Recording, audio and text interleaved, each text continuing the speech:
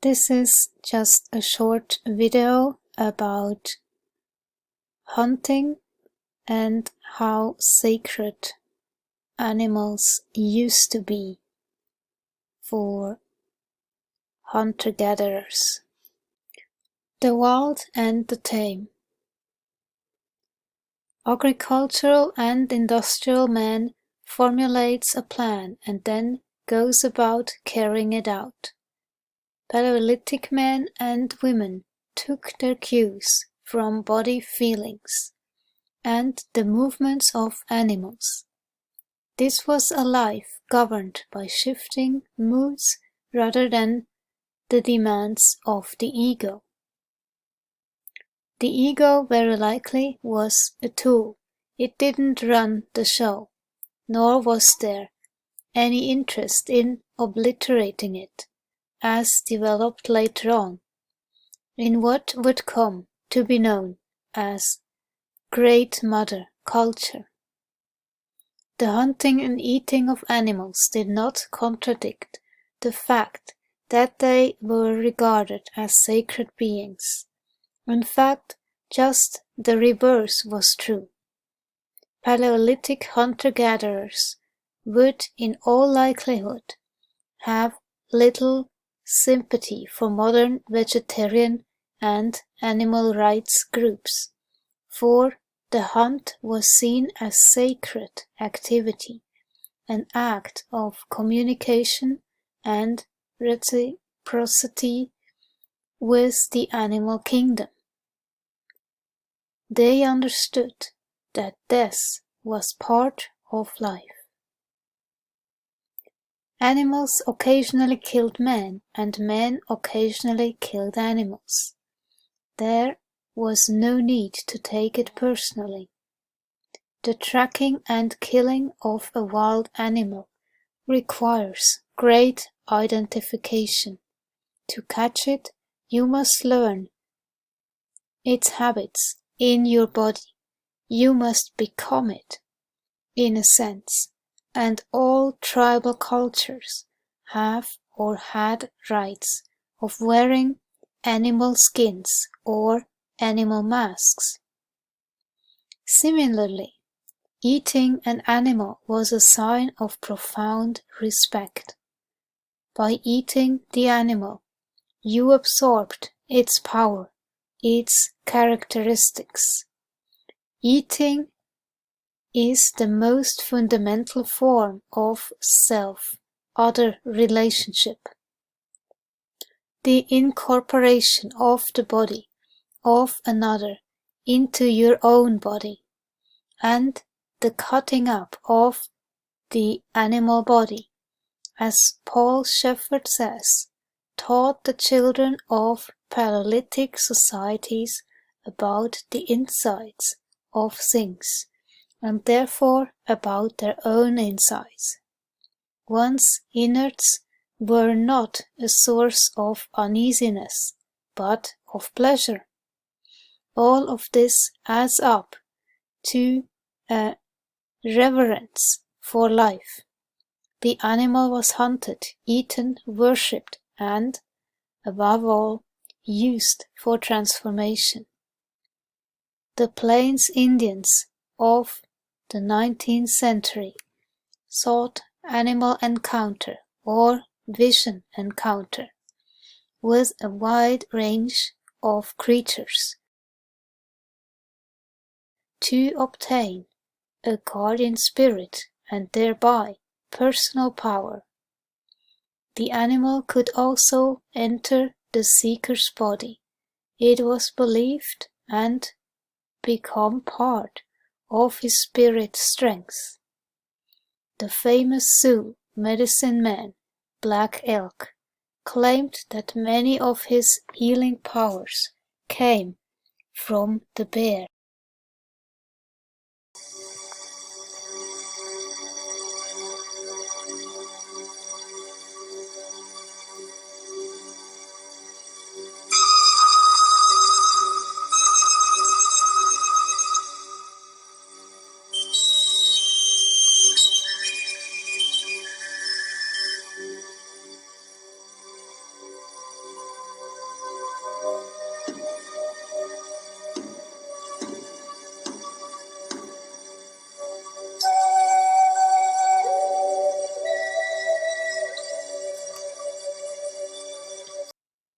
We get some idea then of how deeply hunter-gatherer cultures were immersed in animal life as an agent of sorting out self-other relationships and the meaning of human life. Properly speaking, human life for them had no special significance apart from the animal world. As Paul Shepard writes, men have always suspected that certain animals are masters and keepers of important secrets: metamorphosis, birth, puberty, healing, courtship, fertility, and protection. When we think about how disturbed all of these processes or rituals are in contemporary society, we get some idea of what the loss of animals as sacred others has meant for human life. Animal cults and symbolism continued into the Neolithic period, still strongly coloring human processes of cognitive and psychological development. Animal divinities abounded in Egypt and Mesopotamia, and animal images figured in the earliest scripts. Greek deities were believed to be able to assume animal form and cohabit with humans. The story of Leda and the Swan was part of a whole genre. Astrology, which probably arose during the period of the archaic civilizations, incorporated animal signs as a matter of course, and the folklore of these cultures is filled with sacred beasts and animals in human form. Mesopotamian monuments are covered with animal representations, which come off looking much more real and lifelike than the depiction of human beings. That was true of Egyptian art as well. Animals were also central to divination. The reading of entrails and viscera, the practice of which continued throughout the period of the Roman Empire, and probably even later. Despite all this evidence for continuity, the Neolithic Revolution was an enormous break with the past, since it altered a way of life that had lasted for more than 1,000,000 years. The fact of agriculture meant the end of nomadic life, the rise of more or less permanent settlements, the planting of grain, and the domestication of animals. This last development was, psychologically speaking, probably the most profound. Domestication means, by definition, that the wild is made tame, that the other becomes more like yourself, or rather, a distinction is made between the other that is now regarded as me and the other that is identified as not me. The first part of this equation generates a certain kind of safety, but it makes boredom inevitable. Once animals got subsumed under human categories, they could not by definition be as sacred or mysterious as they once had been. Domestication altered the polarity between self and other. It created a kind of flattening effect in one direction and an effect of heightened opposition in another. The friendly part of the animal kingdom started almost to disappear from you, whereas the unfriendly part now stood out in stark relief. This binary tendency of flattening and heightening proved in an agricultural context to be both alluring and irreversible, but it meant that the mirroring phenomenon was starting to become primarily a human one, and with this, human development took a very different turn. Why domestication arose at all has never really been clarified, but what is clear is that it entrenched a binary form of reasoning that was probably not present, or only mildly present, in Paleolithic times. If the animal was a sacred other, it is also likely that the boundaries between natural and supernatural were fairly blurry for hunter-gatherers. I shall return to this in part 2. Hunter-gatherer society was not religious in the way agricultural society was. If there was no sharp divide between wild and tame, or self and other, there was also no such divide between sacred and profane, or heaven and earth.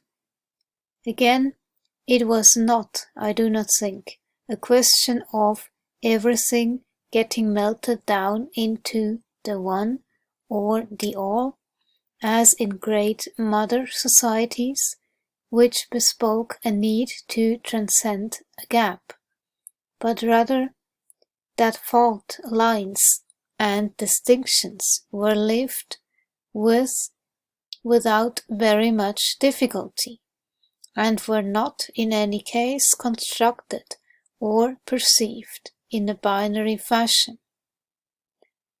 Paleolithic society was characterized by polymorphic thought, which moved in a slow, kaleidoscopic way, as the quote from Hugh Brodie above would suggest.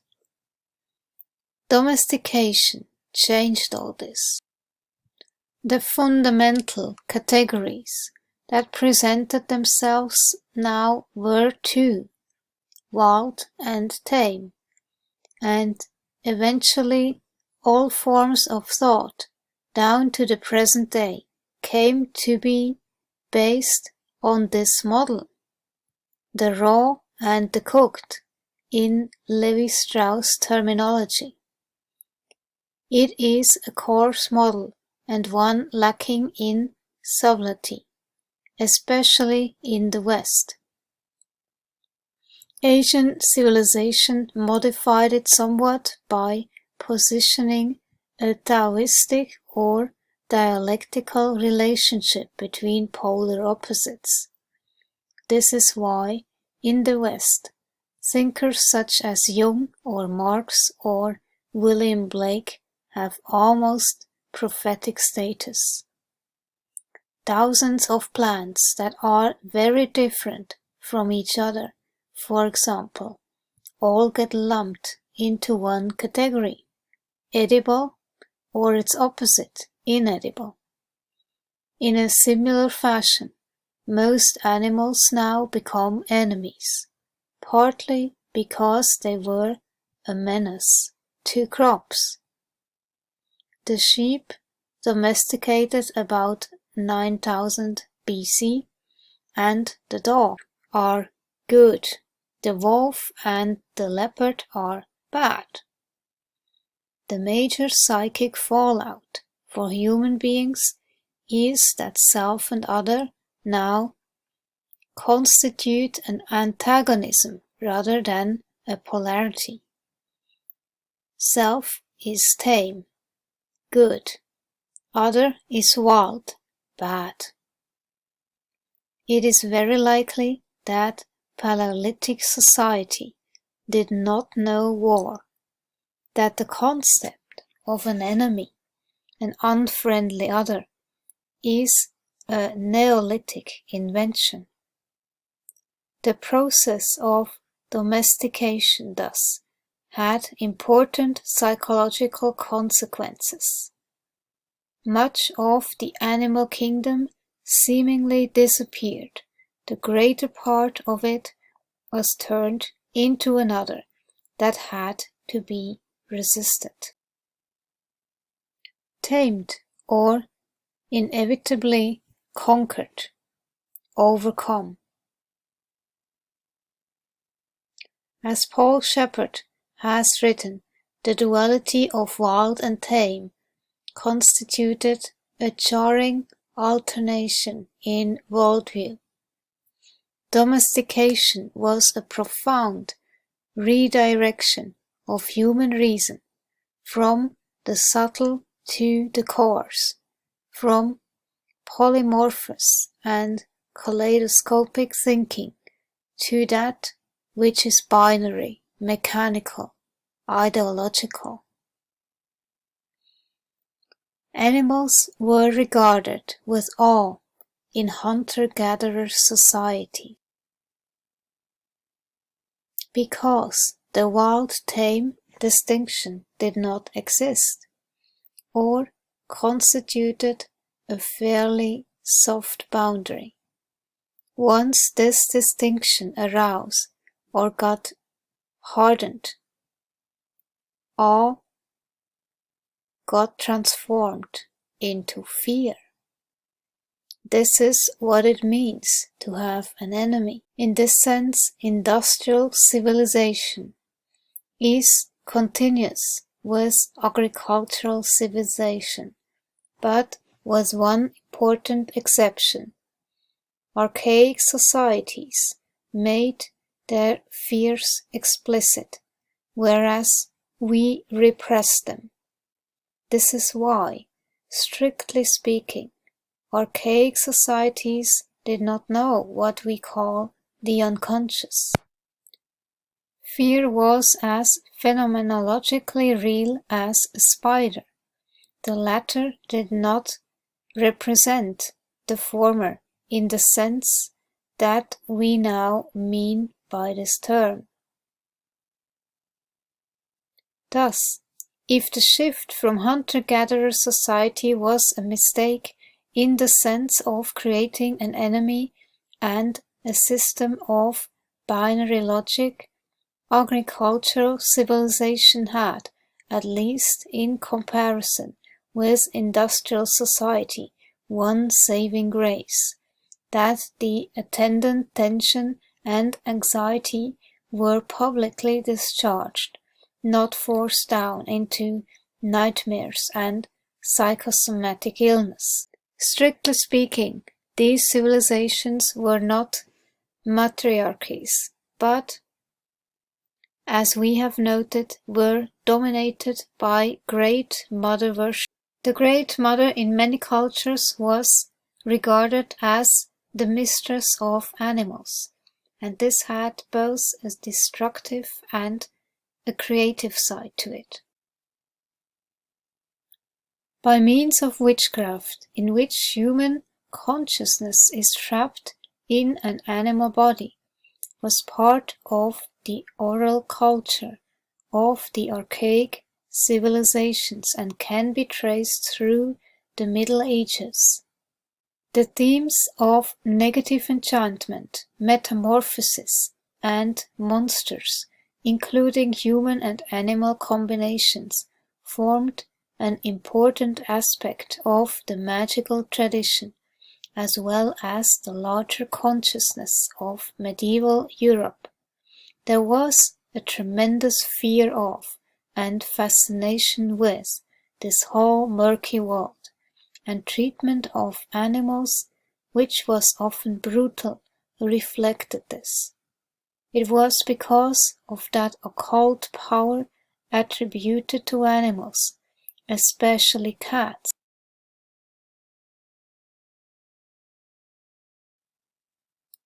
the witches' familiar, that they were often tortured or burned alive, and this lasted, among the lower classes in particular, through the 18th century. Yet it is doubtful whether this dynamic of terror and retaliation can be ascribed to the lower classes alone. After dreaming that the animals in his private menagerie were planning to eat him, Henry III of France personally killed them all. On January 20, 1583. This was a significant event. It seems to me, and perhaps a kind of symbolic turning point, as rationalism began to permeate Western Europe. The unconscious was born as a concept, and thus given its self-creating nature, as a fact, and animals representative of human fears of otherness were banished to it.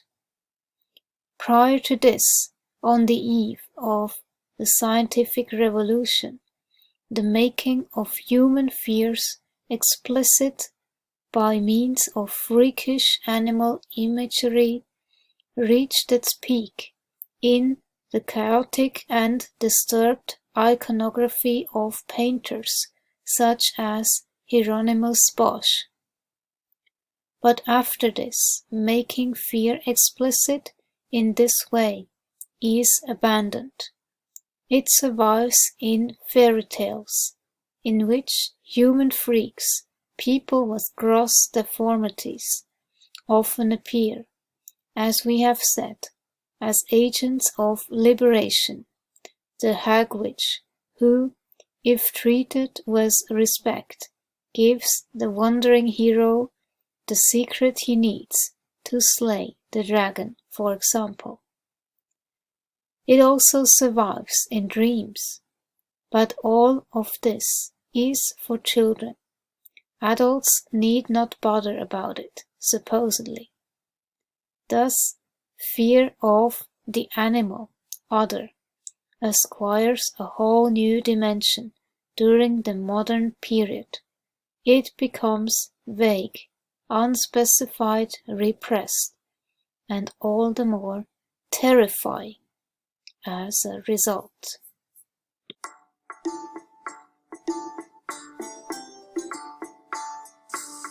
Have you ever wondered why black cats and witches are so synonymous with each other, going right back to ancient times? Long before commercialised Halloween, where people trick-or-treat for sweets, cats were often depicted as the supernatural companion of witches. In Norse mythology, as Encyclopaedia Britannica explains, the goddess Freya rode a chariot pulled by magical cats. Freya was in charge of death and the afterlife and known for practicing witchcraft. Witches and cats were also famously entwined in the European witch trials of the Middle Ages and those in Salem, Massachusetts. Heretics suspected of witchcraft were often identified by the fact that they owned a cat or another animal that were believed to do the witch's bidding. Some even believed that cats were actually witches in disguise. So, why is it that witches were supposedly fond of cats and not other animals like cows or rabbits? Well, the truth is that witches were believed to have lots of different familial animals. Cats and dogs were the most common familiars, as people had them as pets. But many smaller animals, including toads or mice, were also used by those practicing witchcraft. Cats were more often associated with evil than any other animal because of their nocturnal and independent nature.